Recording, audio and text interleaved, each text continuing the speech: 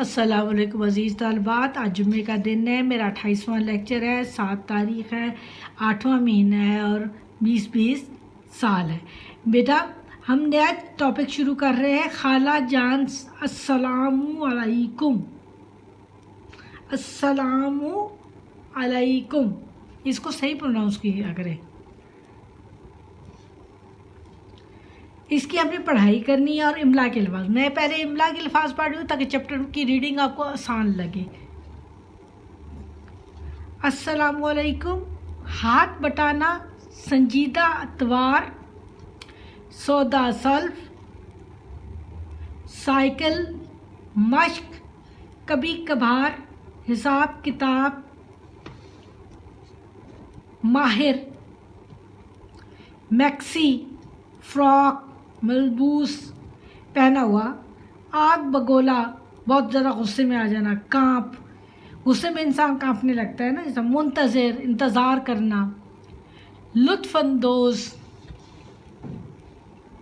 ہنستے ہنستے، بے قابو، چڑھا رہے تھے، گالیاں، ہانپ، یہ ہانپنا اور کانپنا سانس پھول جانا ہانپنا ہوتا ہے، چپ چاپ، ملاقات،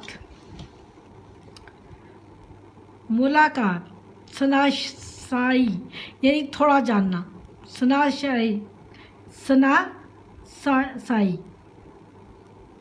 پیش پیش، تنگ، تفریح، ستایا، الجھن، یہ لام ہے اچھا، طبیعت،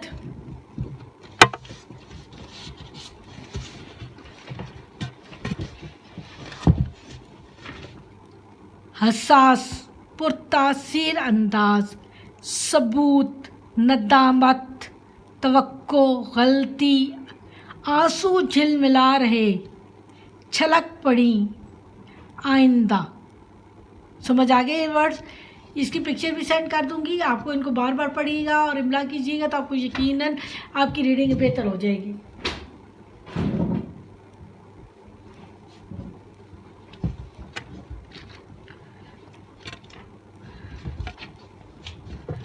چلیں جی، خالہ اما سلام ہم نے ریڈنگ کرنی ہے۔ یہ دیکھیں، خالہ جان سلام، السلام علیکم۔ یہ خاتون کون ہے جنہیں سلام کیا جا رہا ہے؟ آئیے ان کے بارے میں جانتے ہیں۔ کہانی کی بلند خوانی، دلچسپی بھرپور تاثرات اور درست تلفظ سے کیجیے۔ ذیشان ایک اچھا لڑکا تھا، اسے نہ صرف پڑھنے لکھنے کا شوق تھا بلکہ وہ گھر کے چھوٹے چھوٹے کاموں میں اپنے والدین کا بھی ہاتھ بٹاتا تھا۔ وہ بہن بھائیوں میں سب سے بڑا ہونے کی وجہ سے خاصا ذمہ دار اور سنجیدہ اتوار طور طریقہ، سنجیدہ مین بردباری لیے ہوتے ہیں نا، انسان سنجیدگی سے زندگی گزارنا، ہر بات کو مذاق بنانے کی بجائے سنجیدہ انسان تھا وہ۔ اتوار طور طریقہ، سنجیدہ اتوار کا یعنی اچھے مزاج کا مالک تھا۔ پہلے تو وہ صرف گھر کے کاموں میں ہی امی ابو کا ہاتھ بٹاتا مگر جب سے وہ 6ٹھی جماعت میں آیا تھا، ابو نے گھر کا چھوٹا موٹا سودا سامان اور سلف محمل لفظ ہے، چھوٹا موٹا سودا سلف بھی اس سے منگوانا شروع کر دیا۔ یعنی پہلے تو صرف امی گھر کے اندر ہی چھوٹے موٹے کام کرتا تھا، لیکن جب وہ 6ٹھی جماعت میں آیا تو اتنا بڑا ہو گیا، 10-12 سال کا بچہ ہو جاتا ہے تو پھر والدین اس پہ چھوٹی موٹی ذمہ داریاں ڈالنا شروع کر دیتے ہیں، تو اس سے سودا سلف بھی منگانا شروع کر دیا۔ سودا سلف مینس گھر کا سامان، کھانے پینے کا جو سامان ہوتا ہے۔ ذیشان کو بھی یہ کام کرنا اچھا لگتا تھا۔ اس کی وجہ کیا تھی؟ اس سے اسے تھوڑی دیر باہر نکلنے کا موقع بھی مل جاتا تھا، سائیکل چلانے کی مشق بھی ہو جاتی تھی اور کبھی کبھار کسی دوست سے بھی ملاقات ہو جاتی۔ یہ کام اسے باہر جانا اچھا لگتا تھا کیونکہ اس سے اس کی دوستوں سے بھی ملاقات ہو جاتی تھی، سائیکل کی پریکٹس بھی ہو جاتی تھی اور مثلا حساب کتاب میں بھی ماہر ہو۔ اس کے علاوہ سودا سلف لانے سے وہ حساب کتاب میں بھی ماہر ہوتا جا رہا تھا، یعنی قیمت کتنے کی چیز لی، کیا اس کا حساب کتاب کرنے سے اس کی مہارت حاصل اچھا کام حساب کتاب اس کا اچھا ہوتا جا رہا تھا۔ ایک شام جب وہ دودھ لینے گلی کی کونے پر واقع دکان پہنچا تو دیکھا یہاں اس جیسے بہت سے بچے پہلے سے موجود ہیں، اور دودھ کی دکان پر ایک بوڑھی خاتون بھی دودھ لینے آئی ہے، جو ایک میکسی نما لمبی سی فراک میں ملبوس ہے، یعنی اس نے لباس لمبا سا میکسی پہنی ہوئی ہے، اور فراک نما میکسی لمبا ہوتا ہے فل، اور فراک کی طرح کی۔ بچوں نے جو اسے دیکھا تو زوردار آواز کسی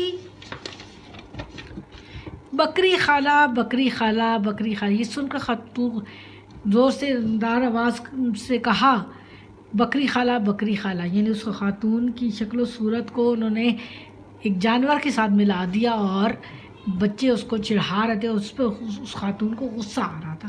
یہ سن کر خاتون غصے سے آگ بگولا ہو کر ان بچوں کو برا بھلا کہنے لگی۔ برا بھلا کہنا کسی کو غلط الفاظ استعمال، غلط گندا انسان کہنا۔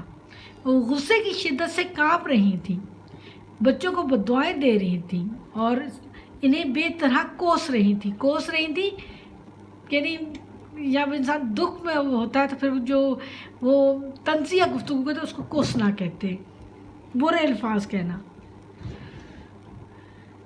بس بچے شاید اسی کے منتظر تھے، یہ اسی بات کا انتظار کر رہے تھے شاید۔ انہیں خاتون کی حالت کو دیکھ کر بڑا مزہ آ رہا تھا۔ انہوں نے مزید لطف اندوز ہونے کے لیے ہنستے ہنستے پھر کہا بکری خالہ بکری۔ اب تو خاتون غصے سے بے قابو ہو گئی، یعنی انہیں اپنے اوپر قابو ہی نہیں رہا۔ انہوں نے پتھر اٹھا کر بچوں کو مارنا شروع کر دیے۔ بچے آگے آگے دوڑ رہے تھے اور خاتون ان کے پیچھے تھی۔ بچے دوڑتے ہوئے بھی انہیں بکری خالہ کہہ کر چڑھا رہے تھے، تنگ کر رہے تھے، غصہ دلا رہے تھے۔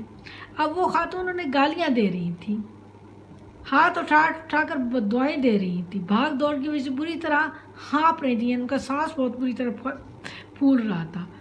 ذیشان کو یہ سب دیکھ کر بہت دکھ ہوا اور بوڑھی عورت پر بہت ترس آیا، مگر اس وقت وہ چپ چاپ دودھ لے کے گھر آ گیا۔ گھر آ کر ابھی وہ اسی واقعے کے متعلق سوچتا رہا۔